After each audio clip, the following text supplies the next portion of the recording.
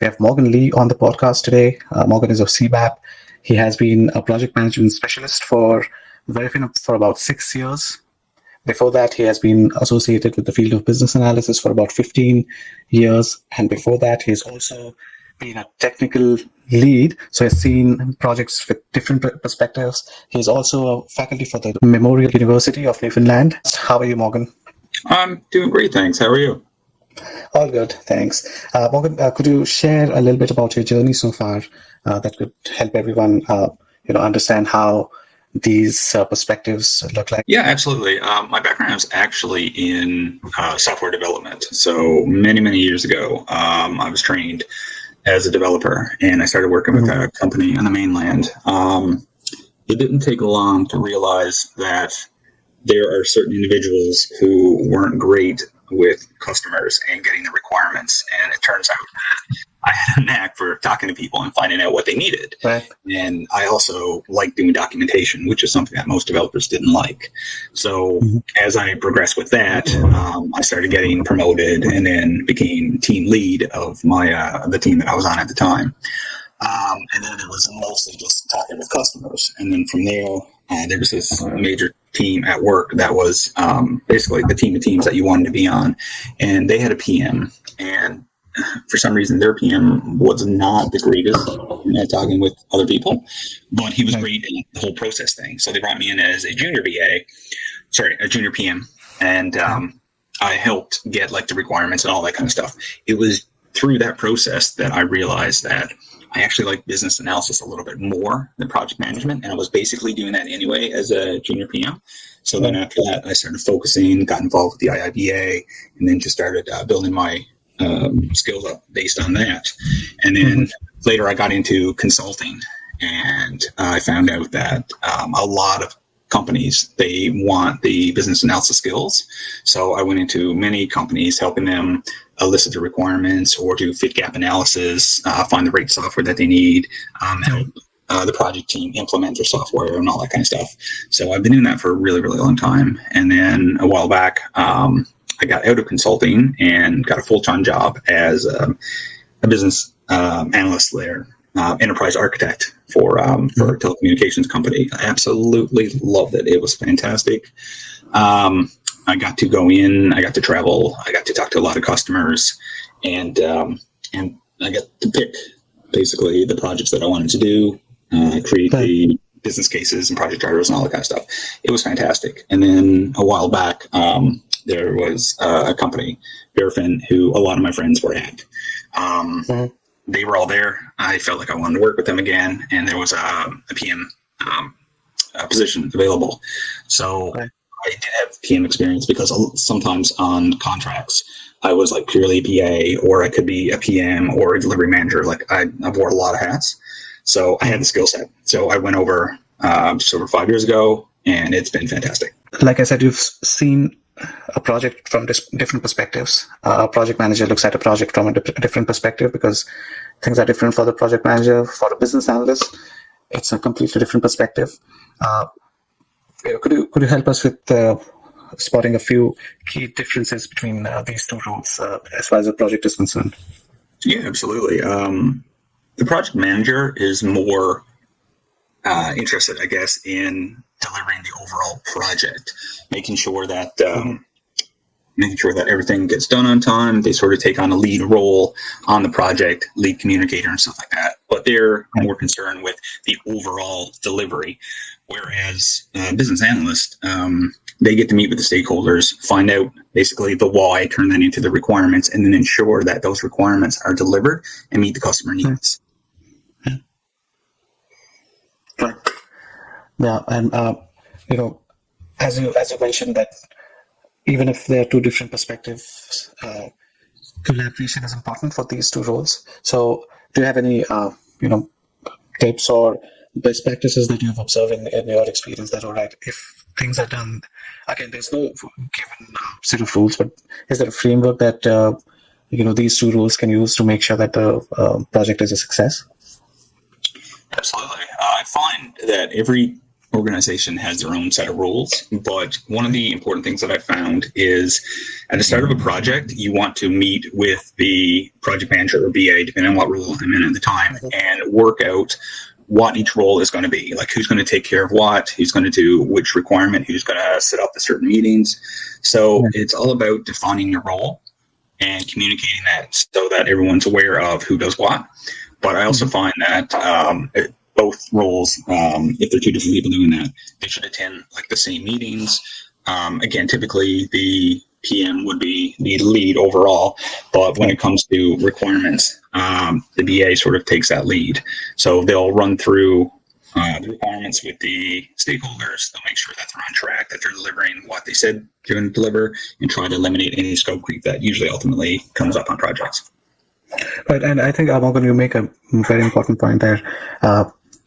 Depending on the stage of the project, the role that can lead the project might change. So initially, when everything needs to be set up, it could be the project manager who would guide the approach.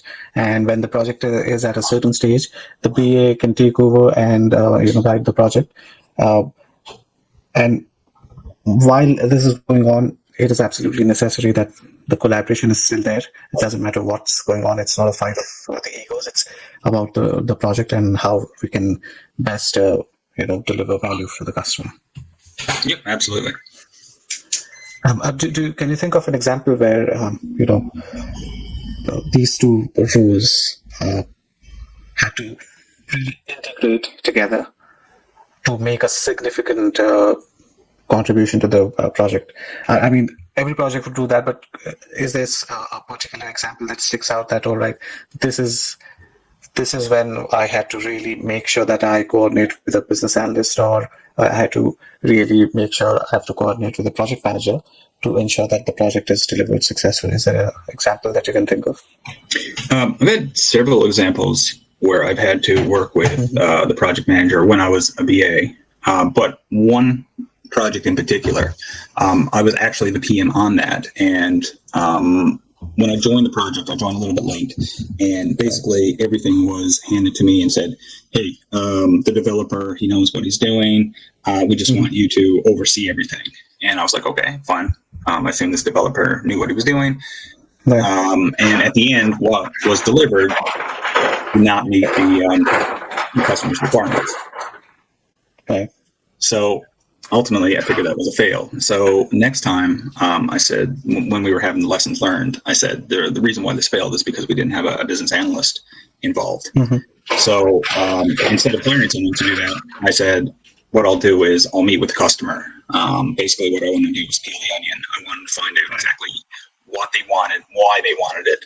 And then instead of just giving them something that we assumed they wanted, I wanted to make sure that what we were providing was accurate and met their needs. So I met with them. I started a business requirements document. I laid out everything, start to finish, what they needed to do, met with my project team, went through it, got their input, and added their work, went back to the customer, went through it again, said, hey, this is what we're doing. Does this meet your needs? Yes. So we had all that approved. And then we used that as a map going forward on the project.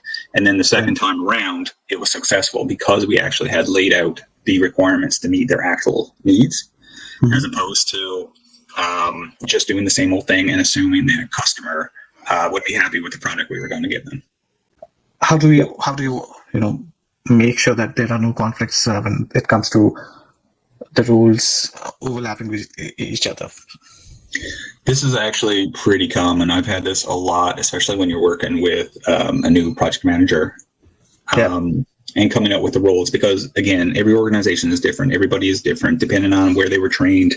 They do things differently. So there can be significant overlap or gaps where one person thinks that the other person is going to do that. So this just goes back to the pre-project work. You get together, you map out high level what needs to be done, who's going to do it, and then sort of do like a little race matrix of who's responsible and who's accountable. And then I find if you can define those roles and the communication style and the strategy, that typically helps. And it's not just a once and done thing. you might want to have regular meetings on the post where both the PM and the BA get together just to make sure, are we still on track? Do we need to change anything? Is the communication cadence, is that correct? Who's going to deliver certain type of information and that sort of thing? And if you constantly collaborate, then everybody's in the know-how. And then I find that significantly reduces any chances of overlap or running gaps in the project. Right, and I think the overlap is more prominent in projects with smaller teams. With bigger teams, the roles are more clearly defined. But for a smaller team, when there's the scope of the work is big, however, the team size is small, overlapping can really be a problem. And as you said, if you manage to define everything on the onset, things move on much smoothly thereafter. I absolutely agree with that. I worked at an organization years ago, and they had a PMO office, but the PMO would only get involved if the project was valued at $1 million or more. Right. If it was less than $1 million, the BA ran the project. Yep. So I would do entire projects that just came in under $1 million, but then the ones that were a little bit more and the PM came on, then it was like, okay, I'm used to doing this. Now the PM is going to do it. So again, we had to get back saying, okay, let's set some boundaries here. This is what you're going to do. This is what I'm going to do, and that sort of thing. So even though I'm used to doing the entire project start to finish, now that we have a PM on board, we need to share responsibilities. So we need to communicate and make sure we have a plan, again, to not overlap what we're doing. But yeah, absolutely right. In this case, it was the value of the project as opposed to the size of the organization. But I've also seen that too, like larger organizations usually have defined roles and people specifically do this.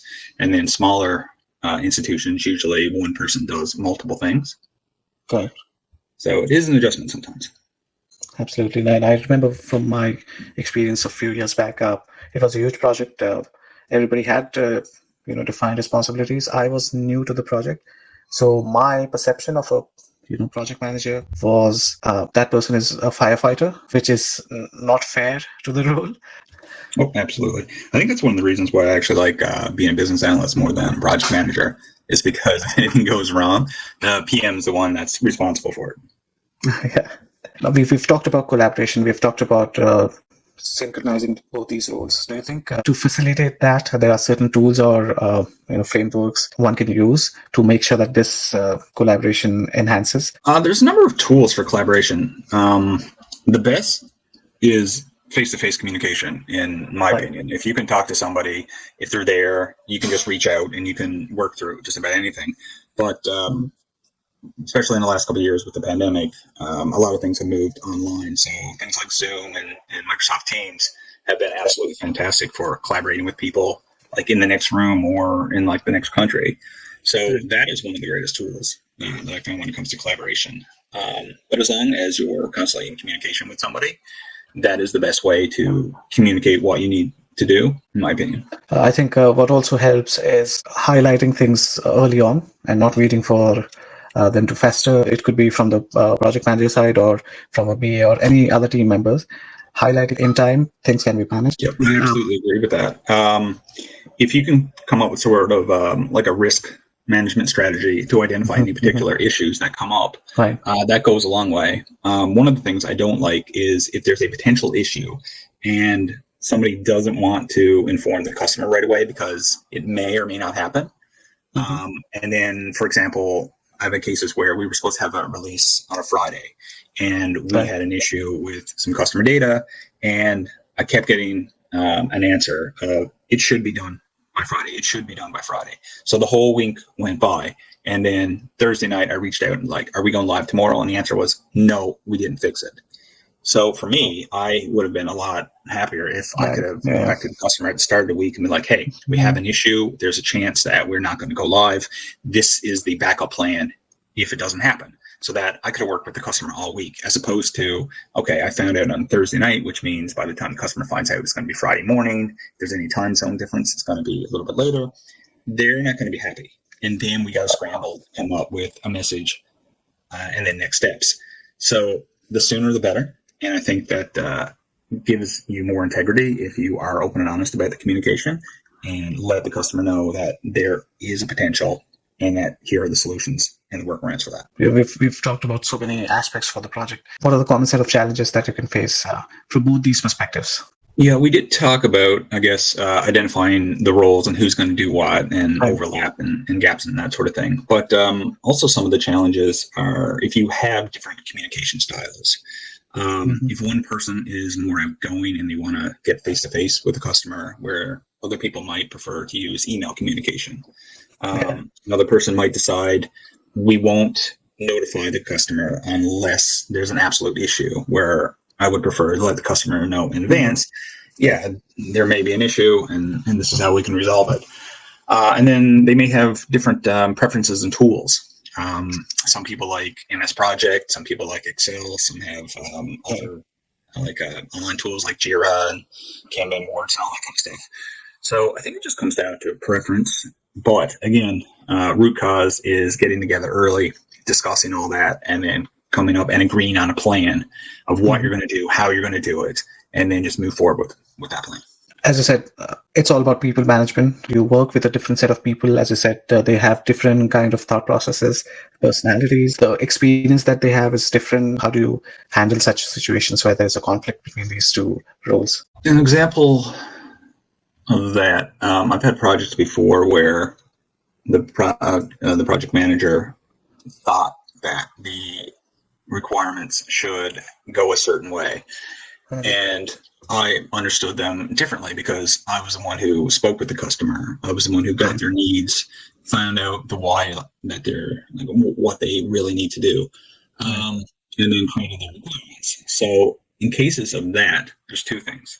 I like to go back to the requirements as a baseline, make sure that everybody is on the same page. Everybody has reviewed and signed off on the requirements, so everyone understands what is being delivered. The other thing is understanding the data. If you understand the data, where it comes from, how it gets processed, and then how it gets used on the other end, that goes a long way to an understanding. So the more you understand the data and the requirements, it shouldn't come down to a misunderstanding of what one person thinks versus the other. I like to think of it as more of these are the facts, and if we got the facts right, this is the plan that we should go with. And again, you always want to be communicating with the customer. Is this what you want? Okay, this is the product that we're going to deliver based on your needs. Does that make sense? Yes. And we just stay on that plan. If that changes, because you and I both know that requirements do change over time, you still want to get back, talk to the customer, say, does this still make sense as your requirements change? Is there now a threat because of another customer or a competitor has another product out? Do we need to pivot and that sort of thing? So there are constant changes, but again, it all comes back to communication, getting the customer involved, making sure they get the sign off, making sure that the PM and the BA are on the same page through communication, through baselining the requirements, and constantly updating those requirements to make sure they're still valid and that you can deliver those requirements, those needs to the customer. Right. So clarity helps. If you're absolutely clear of what's needed, and that comes with the transparent communication and constant communication with the stakeholders. If you have that clarity, you are not only able to convince yourself, but also the team. This is why we are taking this route, and this is why it makes sense. Can you think of certain skill sets that both these roles have common to each other, and certain skill sets that complement each other? One of the things when I started off as a business analyst is I knew I had to communicate with people. So I had to get the requirements. I had to find out what they want. So elicitation skills are probably one of the primary things that you need, because anybody can just give you requirements, but it might not necessarily solve the problem. I've had instances where somebody said, hey, we're going to give them this product. And when we found out, we're like, no, that might do 80% of what they need, but there's still a gap. So then how do we fill that gap? So gap analysis is another one. Communication, as we discussed, the biggest one. If you're not properly communicating with somebody, you're not getting their actual needs. You can meet somebody for the first time and they could be shy. They could say, okay, I think I want this, this, and this. And if you just took that and went off, you're guaranteed you're going to miss something. But if you have frequent communications with somebody, start to build a relationship, find out why they're doing something, how they do it, the reason they're doing it, like, are they doing something because their industry always did it that way? Well, why? Can you make changes there? That sort of thing, right? And so you want to peel the onion. Again, that goes back to elicitation. So those are some major skills that I find with analysis that are fantastic. Again, those same skills can be transferred to a project manager if they want to talk to the customer at the start of a project, find out the why, make sure that their needs are documented correctly, and that those needs translate to a requirement. Those requirements can be met by the product or service that you're delivering. So that is something that they both have in common. I also found that communicating or effective communicating to somebody is way more important now than I ever thought it did. So again, starting out, it's like I had to talk to the customers because I need to know what their needs are. But now it's like I want to find out, are they happy with the process? Is there something else we can be doing better? Do they trust the company? Do they trust the people? Do they trust that we're going to give them what they need, even if they can't clearly articulate what they want? Is that something that we can help them with? That sort of thing. So communication is extremely important for both roles. Something that might conflict, again, probably goes back to roles and defining the roles. Like too many cooks in the kitchen, right? Like there are people out there that might say, oh, I want to do this. I've done this a million times. I should be the one doing it. And they assume they're going to take on the lead role. Whereas other people, they're like, well, this other person is really good at documenting, or this other person's really good at process mapping and stuff like that. So finding people's strengths and making sure that the right person is working on something is more important than egos and doing something just because you think you should do it or you want to be lead at that. So getting together and just figuring out who needs to do what and then agreeing on it. So it's important that people discuss it and then come up with a plan, and then everybody follows that plan. Absolutely. And I think the client appreciates it more when they see that there's perfect synergy between these roles. I mean, there'll certainly be certain differences of opinion that can come up during client discussion as well.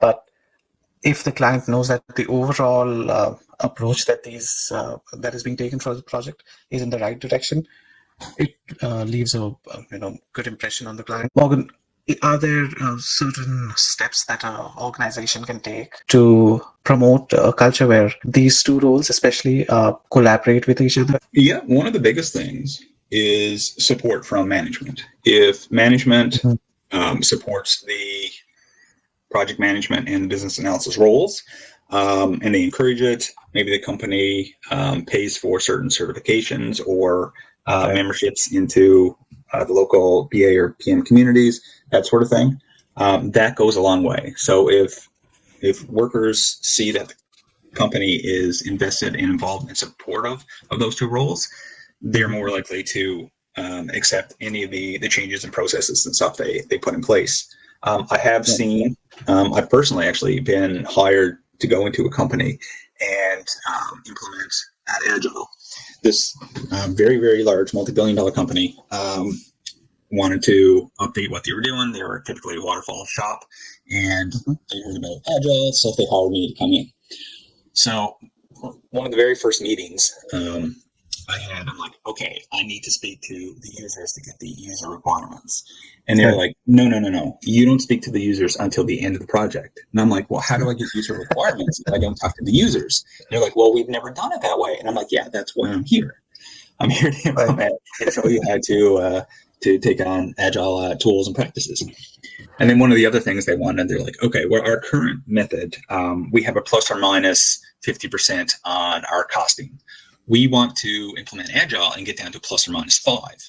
And I was like, so you want to go from plus or minus 50 to an established process that you've been using for decades to the very first project you ever used with Agile, and you want to do plus or minus 5%? I was like, that is going to be nearly impossible. But we'll see what we can do. So the organization wanted to be Agile without really doing Agile. So ultimately, I had to find certain things that we could make Agile so they can say that. So like we started off with daily stand-ups, reducing certain documents that basically someone would create and then they file it away and no one would ever use it. I'm like, well, if you're not going to use it, why do we need it, right? Right. That sort of thing. We got into sprints. And again, that was like pulling teeth. They're like, oh, well, we want to know everything start to finish. And I'm like, okay, we'll do a high level plan, but we'll refine it as we go. And we'll do smaller releases so that the customer has something that they can use and give us feedback to find out if we're on the right track. We're on the right track. We keep going. If not, we'll recalibrate, find out where we need to adjust, and then make that plan and then move forward, that sort of thing. And it took a long time to get buy-in. And again, it came down to estimations. This company was very, very anti giving you estimates on anything.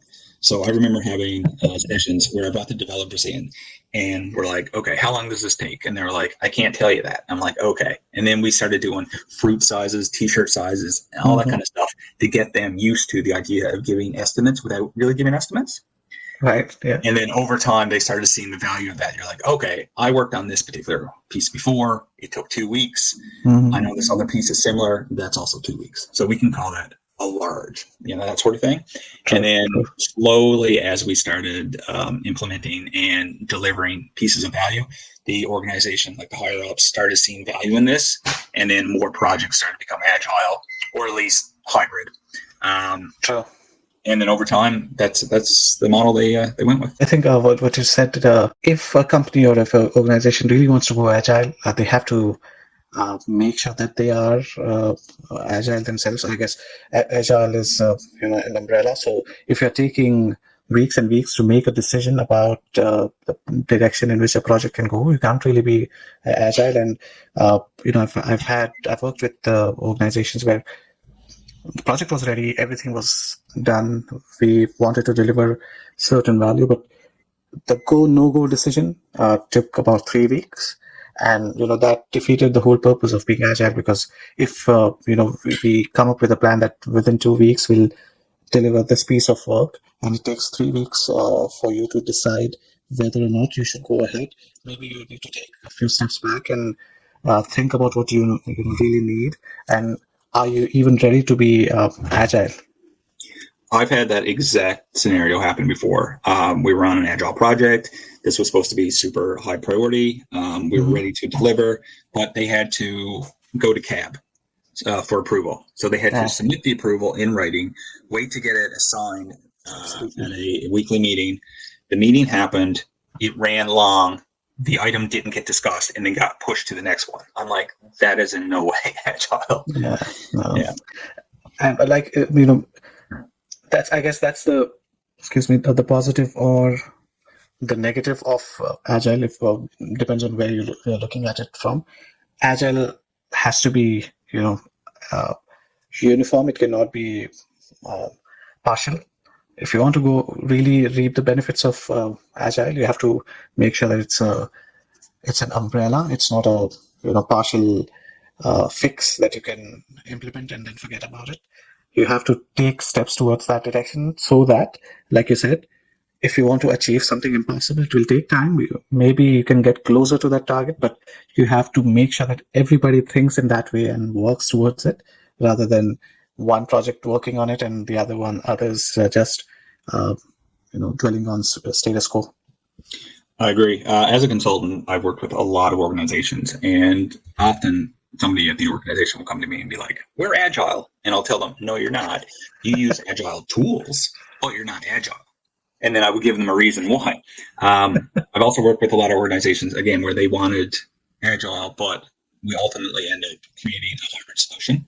And in fact, I've only ever worked with one true agile Scrum company, and it was like being on vacation. It was fantastic. Every day I loved going in there, going through the processes, talking to the people, getting the requirements, and then rolling it out and all that kind of stuff. It was fantastic. But again, it was on contract, so it couldn't last forever. But most organizations, I find, are a hybrid version of. I think a hybrid can also work depending on what kind of project it is. I think that's why Agile is so talked about, and at the same time so disliked, because people don't really see the fruits for a very long time. And when they start, they have that patience and see the fruits of going Agile. That's when they realize this is what we always wanted but never had, versus somebody who has, who doesn't keep patience and just discounts agile as, oh, we tried it didn't work, we are not going in that direction ever. Yeah, exactly. It's not a magic bullet. I mean, you've been doing the old way for so long, and now all of a sudden we're implementing something new. So we need to do it. We need to practice it. We need to get better at it. We need to find out what your velocity is. What can you do in a certain amount of time? And then what type of agile do you want? Like, are you doing a push method, a pull method? Like, are you doing Scrum? Are you doing Kanban? Are you doing Lean or something like that? It takes time to implement it and get synergy between the groups. Absolutely. Morgan, before we close off, do you see any emerging trends or technologies that can have impact on the future of both these roles as a project manager and as a business analyst? Absolutely. I've already seen it so far with AI. You can simply go on and tell AI what you need to do, what type of project plan, and they'll spit out a template of a project plan that you can then just go in and customize. You can use it to optimize your work schedule, your resources. You can even get it to, I guess, do model predicting or trend predicting to try to figure out, hey, if I do this, what's the outcome? Right. That sort of thing. Right. So definitely AI and algorithmic learning is definitely a trend that we're going to see. I personally believe within the next 2 years, we're all going to have access to a personal assistant where we're just going to give them our documentation that we've created over the years, and that we'll be able to ask that any question that's specific for what we want. And then we can help our stakeholders. Like if they can ask a question, I'm like, we can easily respond and have an answer back within seconds, as opposed to, oh, I remember doing up this document for somebody a few years ago. I know it's in my email somewhere. I'll scan through that. Or, oh, I put it on SharePoint. Let me go find it, that sort of thing. So definitely within the next couple of years, we're all going to have that streamlined, and all information is going to be at our fingertips, even more than what it already is now. I find AI is good for creating lists, but you definitely need a human there to come up with original ideas, first of all. And there are certain people that will never be comfortable with AI. So you need face-to-face communication, or at least like over Zoom and stuff like that. You need somebody, a human, coordinating all that, but using AI to help them augment certain things, like coming up with lists, coming up with like a better process or checklist or something like that. It's definitely an augmentation tool, and I don't see them replacing anybody anytime soon. Folks, that was Morgan Lee on the podcast. Absolutely a great discussion about these two roles, how things work for a project manager versus how things work for a business analyst, how these two roles can integrate and collaborate with each other to make sure that the project is a success, how the perspectives of these two roles differ for every project. Thank you once again, Morgan. It was great to have you on the podcast. It was a pleasure for sure.